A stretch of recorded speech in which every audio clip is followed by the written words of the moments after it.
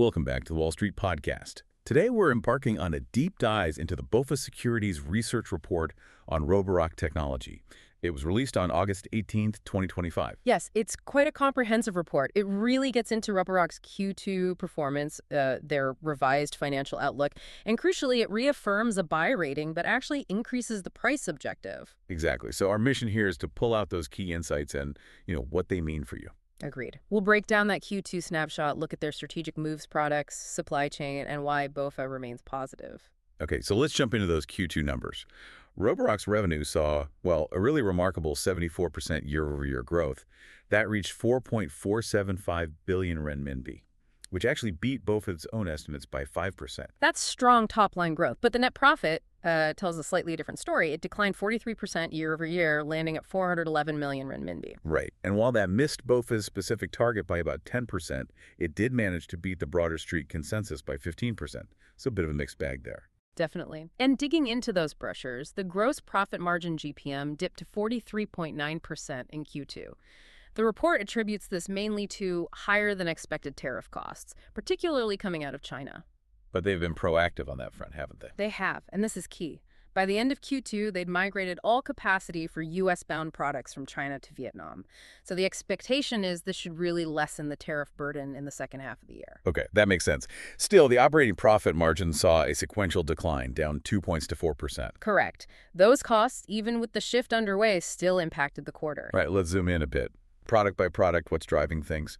Their main area, robot vacuum cleaners, or RVCs, still seems strong. They brought in 78% of revenue. That's 3.5 billion renminbi. And the growth there was pretty robust across the board. China, APAC, Europe, each up 50% year over year. North America also grew about 30%. And importantly, the RVC net profit margin actually improved. Went from 15% in Q1 up to 18%. So the core business looks healthy. Very healthy. And then there's the wet-dry vacuum category. That continued its strong run. Revenue was over 700 million renminbi, and its share of the total revenue mix went up 4 points quarter over quarter to 16%. And that segment turned profitable. Yes, impressively so. Driven largely by overseas expansion, it seems. Okay, but not all good news. The washer-dryer segment. That seems to be a different story. A continued drag, yes. It posted a loss of around 220 million renminbi in Q2 alone. The report notes the company began tactically downsizing this unit in late June, a clear move to cut losses. So, with all these pieces moving strong RVCs, growing wet-dry vacs, tariff shifts, cutting the washer-dryers, BofA is sticking with a buy, and they even raised the price objective 15% to 246 renminbi.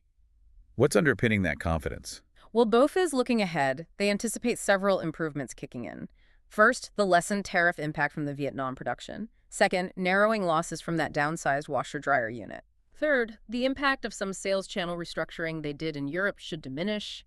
And finally, maybe slightly less competition, meaning less need for heavy discounting and marketing spend. Interesting. So even though they cut the FY25 EPS estimate by 13% because of Q2. Exactly. They actually raised the FY26 EPS estimate by 4%.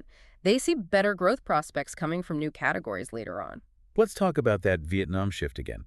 How significant is that move, really, in navigating these global trade issues? Does it set a precedent? Oh, absolutely. The report explicitly links that full migration to reduced tariffs and better gross margins expected in the second half.